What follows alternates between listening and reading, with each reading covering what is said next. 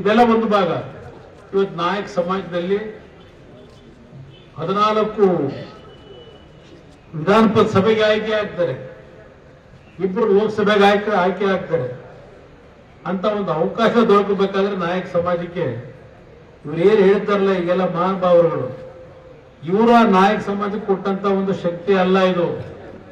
ಸನ್ಮಾನ್ಯ ದೇವೇಗೌಡರು ಆ ಎಸ್ಟಿ ಸಮಾಜಕ್ಕೆ ಸೇರಿಸಿದ್ದ ಹಿನ್ನೆಲೆ ಇವತ್ತು ನಾಯಕ ಸಮಾಜ ಒಂದು ಗಟ್ಟಿಯಾಗಿ ಬೆಳಿಲಿಕ್ಕೆ ಸಾಧ್ಯ ಆಗಿರ್ತಕ್ಕಂಥ. ಜಿಲ್ಲೆ ಒಳಗೂ ಸಹ ಚಿಕ್ಕಮಗಳೂರಿಗೆ ನಮ್ಮ ಜೊತೆ ಇಲ್ಲದೆ ಇರಬಹುದು, ಕಾಂಗ್ರೆಸ್ ಅವ್ರನ್ನ ಸಂಪೂರ್ಣವಾಗಿ ಕಡೆಗಣಿಸಿ ಅವರು ರಾಜಕೀಯದ ಚಿತ್ರಣದಿಂದ ದೂರ ಇದ್ದವರು ಮರೆತೇ ಹೋಗಿದ್ರಲ್ಲ. ಬಹುಶಃ ಅವರಿಗೇನಾದ್ರೂ ಒಂದು ಗುರ್ತಿಸಿ ಗೌರವ ತಂದುಕೊಡ್ತಕ್ಕಂಥ ಕೆಲಸ ಮಾಡಿದ್ದು ಸ್ವಲ್ಪ ನಮ್ಮ ಜಿಟಿ ದೇವೇಗೌಡರು ದುಡುಕಿ ಕೆಲವು ಮಾತನಾಡಬಹುದು. ಆದರೆ ಚಿಕ್ಕಮಗಳೂರನ್ನ ಗುರ್ತಿಸಿ ಅವ್ರಿಗೊಂದು ಶಕ್ತಿ ತುಂಬಿದಂಥವ್ರು, ಅದನ್ನೇ ಹೇಳ್ತಾ ಇದ್ದೀನಿ, ಸ್ಮರಿಸ್ಕೊತಾ ಇದ್ದೀನಿ. ಚಿಕ್ಕಮಗಳೂರನ್ನ ಮನೆಯಲ್ಲಿದ್ದವ್ರನ್ನ ಕಾಂಗ್ರೆಸ್ ತಿರಸ್ಕಾರ ಮಾಡಿದಂತ ಕಾಂಗ್ರೆಸ್ನ ಅವತ್ತಿನ ನಡವಳಿಕೆ ಏನಿದೆ, ಈ ಪಾಪ ನಾಯಕರನ್ನ ತಪ್ಪಿಕೊತಾರೆ. ಪಾಪ ಕಾಂಗ್ರೆಸ್ನ ಮುಖ್ಯಮಂತ್ರಿಗಳು ಅವ ಚಿಕ್ಕಮಗಳೂರು ಕಣ್ಣಿಗೆ ಕಂಡಿರ್ಲಿಲ್ಲ, ಈಗ ಅವ್ರ ಮಕ್ಕ ಕಾಣ್ತಾನೆ. ಅವರಿಗೆ ಚಿಕ್ಕಮಗಳೂರಿಗೆ MLC ಮಾಡಿ ಎಲ್ಲಾ ರೀತಿ ಶಕ್ತಿ ತುಂಬತಕ್ಕಂಥದ್ರಲ್ಲಿ ಜಿಟಿ ದೇವೇಗೌಡ. ಹೌದಾ, ನಮಸ್ಕಾರ ಗಣವ, ನಮಸ್ಕಾರ ಗಣವ, ನೀನಾದ್ರು ಜೊತೆಲಿ ಇದೆಯಲ್ಲ, ಸಂತೋಷ ಗಣವ. ಯಾಕೆಂದ್ರೆ ಇದನ್ನು ಯಾಕೆ ನಾನು ಸ್ಮರಿಸ್ಕೊತೀನಿ, ಈ ಪಕ್ಷದ ದೇಣಿಗೆ ಬಹಳ ಇದೆ.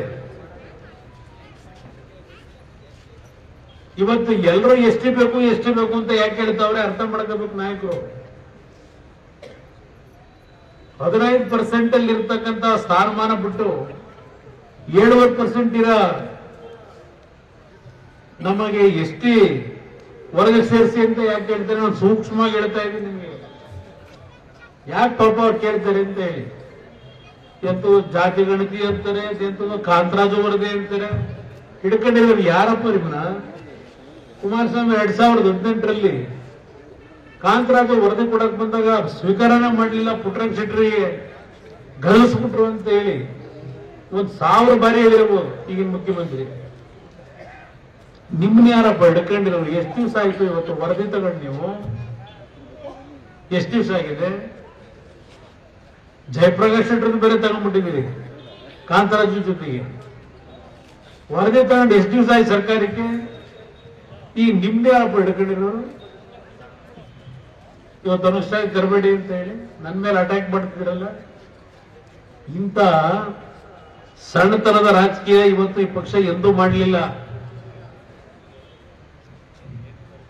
ಅಧಿಕಾರ ಹುಡುಕೊಂಡು ನಾವೇನು ಈ ಪಕ್ಷದಿಂದ ಎಂದೂ ಸಹ ನಾವು ಹೋದಂತವ್ರಲ್ಲ.